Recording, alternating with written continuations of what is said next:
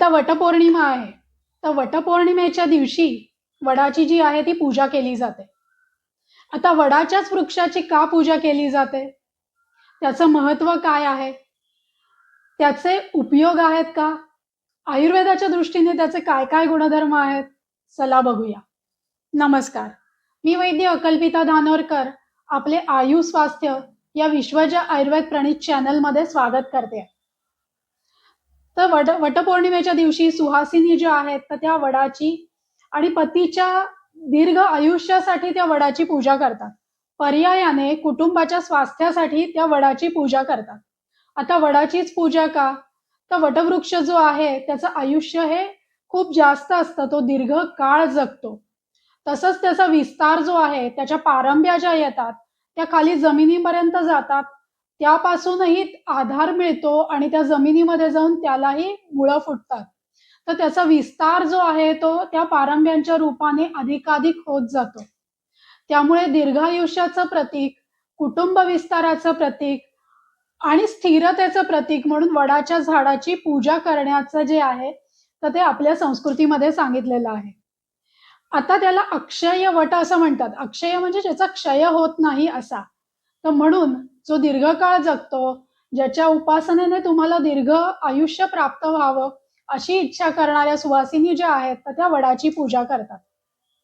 वडाचा वृक्ष हा फक्त मनुष्यालाच उपयोगी नाही, तर पशुपक्षी, प्राणी आणि कीटक यांच्यासाठी तो तितकाच महत्वाचा आहे.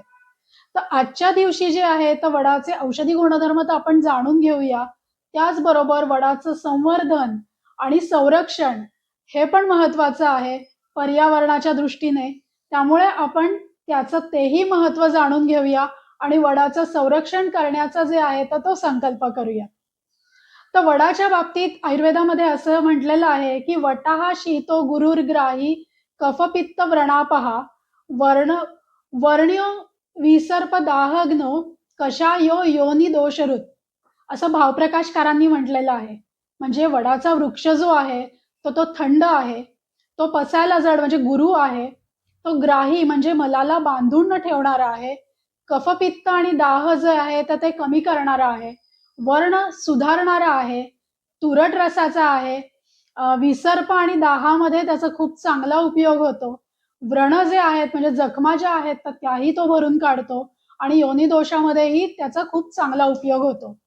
तर असा हा बहुगुणी वटवृक्ष जो आहे, तर आयुर्वेदानुसार त्याचं बघूयात आपण, की त्याची साल जी आहे, त्याचं खरं पाहायला गेलं तर प्रत्येक भाग जो आहे तो उपयोगी आहे. तर जास्त करून जे अवयवांचा उपयोग होतो, त्याची आज आपण माहिती बघूया. तर वडाची साल जी आहे, तर ती तुरट आहे. ग्राही आहे म्हणजे मलाला बांधून ठेवणारी आहे.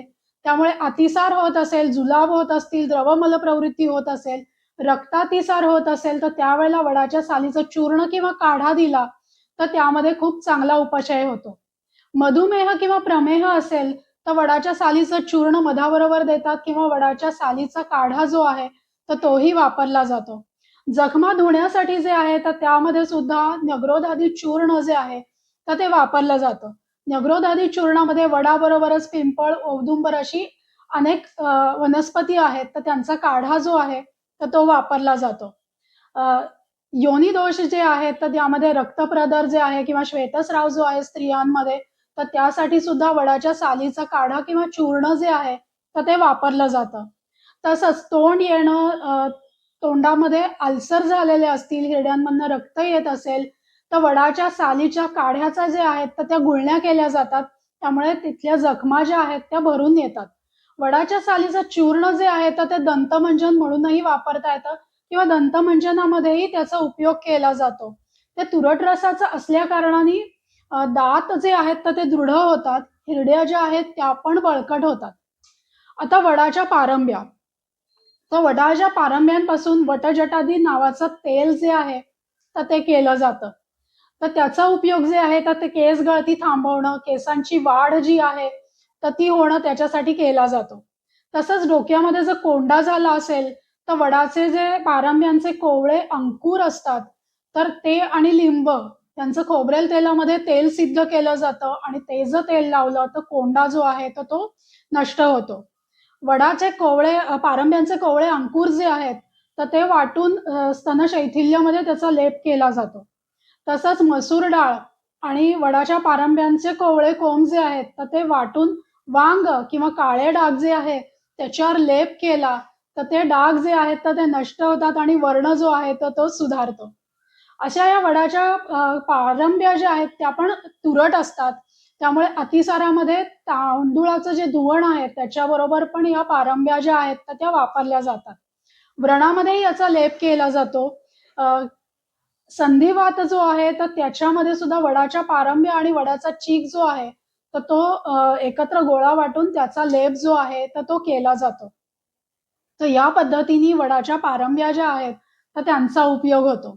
वडाची पानं जी आहेत, तर पिकलेली पानं जी आहेत, त्याचा जर काढा करून दिला, तर मूत्रप्रवृत्ती जी आहे, तर ती त्याच्यामुळे साफ होते.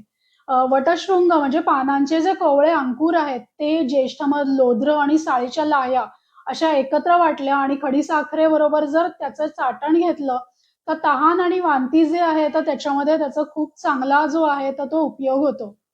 तसंच वडाचा चीक जो आहे, तर तो मूळव्याध, संधिवात, आमवात ह्याच्यामध्ये त्याचा लेप केला जातो.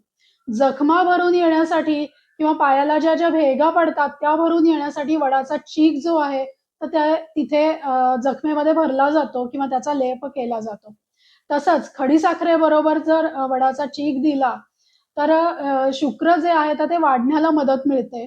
स्त्रियांच्या विकारामध्ये जे आहे किंवा गर्भस्थापनेमध्ये जे आहे, तर ते वडाचे कोवळे शृंग जे आहेत, तर ते वाटून पोटामध्ये दिले जातात.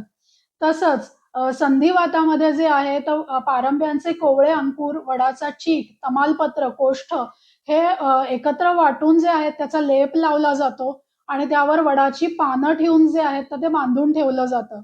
काही गाठी ज्या आहेत किंवा अर्बुद म्हणजे मोठ्या गाठी ज्या आहेत, तर त्यावर जे आहे तर वडाचा चीक जो आहे तो लावला जातो. त्याच्यामुळे गाठी ज्या आहेत तर त्या विरघळण्याला मदत मिळते. तर ह्या पद्धतीने वडाचे जे आहेत ते अनेक उपयोग आहेत. वटादी अवलेह किंवा नग्रोदादी काढा जो आहे, तर ते वडाच्या पासूनचे कल्प जे आहेत, तर ते केलेले आहेत. आता नग्रोदादी काढामध्ये वड, उंबर, पिंपळ यासारख्या अनेक वनस्पती आहेत. हा पण तुरट रसाचा असल्याकारणाने मधुमेहामध्ये किंवा प्रमेहामध्ये याचा काढा दिला जातो किंवा चूर्ण दिलं जातं किंवा जखमा भरून येण्यासाठी किंवा अस्थिभग्न झाला आहे, हाडांची काही दुखणी झाली आहेत, तर त्याच्यामध्ये सुद्धा या काढ्याचा खूप चांगला उपयोग होतो. तर अशा तऱ्हेने जे आहे, तर वटवृक्षाचे खूप अनेक उपयोग आहेत. तो आपल्याला सावली देतो. त्याच्या फळांमुळे जे आहे, ते पक्ष्यांचं पोषण होतं. तर अशा वृक्षाचं आपण लागवड करावी, त्याचं संवर्धन करावं आणि आणि वटपौर्णिमेच्या निमित्ताने वटाचे हे गुणधर्म आपण जाणून घेऊयात. त्याचं संवर्धन करण्याचं जे आहे, तर ते आपण प्रयत्न करूयात आणि असा हा वटवृक्ष जो आहे, तो अक्षय वटवृक्ष तुम्हालाही दीर्घायुष्य देवो, आरोग्य देवो, अशी मी प्रार्थना करते. नमस्कार.